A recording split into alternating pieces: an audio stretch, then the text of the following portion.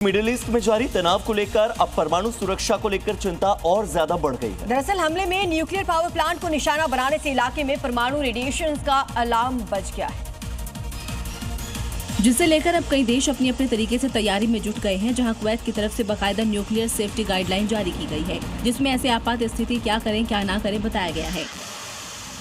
Guideline में ये भी बताया गया है कि अफवाहों पर ध्यान न दे। वहीं अगर रेडिएशन का रिसाव होता है तो इसके चपेट में बहरीन, कुवैत, यूएई, सऊदी अरब और ओमान जैसे देश आ सकते हैं।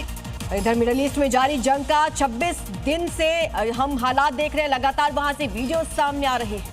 एक तरफ तो अमेरिकी राष्ट्रपति ट्रंप 5 दिन नो अटैक की बात कर रहे हैं, दूसरी तरफ ईरान ने अमेरिका के यूएसएस अब्राहम लिंकन पर बड़ा हमला करने का दावा कर दिया। एक वीडियो जारी कर ईरानी सेना ने अब्राहम लिंकन पर 101 मिसाइल दागने का दावा किया है, जबकि ये वॉरशिप है जो महायुद्ध में ईरान में तबाही मचा रखे हैं।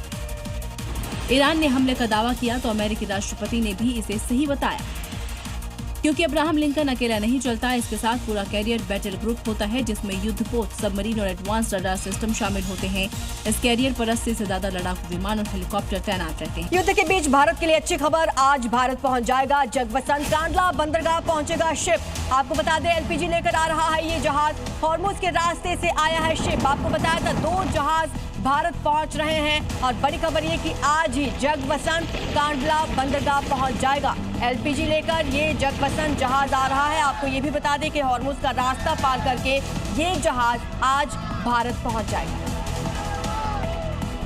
इजरायली डिफेंस फोर्स की तरफ से अब ईरान के पावर प्लांट को निशाना बनाया जा रहा है। इसमें बुशहर न्यूक्लियर पावर प्लांट सबसे प्रमुख है, लेकिन इस हमले से अब मानवीय संकट पैदा हो सकता है, क्योंकि हमले में अगर न्यूक्लियर रेडिएशन लीक हुई तो ये पूरी दुनिया के लिए खतरे की घंटी होगा और इस खतरे की चपेट में पूरा मिडिल ईस्ट होगा। बुशहर में पहले ही इजरायल की तरफ हमले होते रहे हैं, लेकिन इस बार न्यूक्लियर पावर प्लांट को निशाना बनाया गया। तबाही का आलम आप इस तस्वीर से लगा सकते हैं, जहां दूर तक धुएं का गुबार नजर आ रहा है।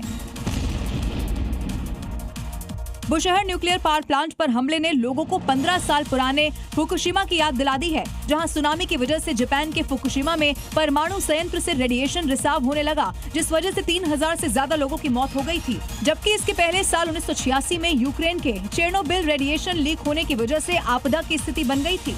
तेल की बढ़ती कीमतों को लेकर व्हाइट हाउस की ओर से बयान सामने आया है। युद्ध रुका तो कीमतें अपने आप गिरेंगी, ये कहना है अमेरिका का। अभियान खत्म होते ही इसका असर दिखेगा और दुनिया भर में क्रूड ऑयल महंगा हुआ है, इस बात को अमेरिका मान रहा है।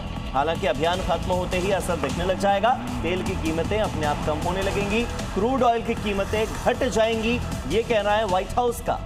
आपको बता दें कि जब से ये युद्ध शुरू हुआ है उसके बाद से हॉर्मुज स्ट्रेट का रास्ता बंद होने की वजह से एशिया में, यूरोप में, खासतौर पर साउथ एशिया में तेल और गैस की जो किल्लत है वो बढ़ी और किल्लत बढ़ने की वजह से, डिमांड ज्यादा होने की वजह से कीमतें बढ़ती चली गई।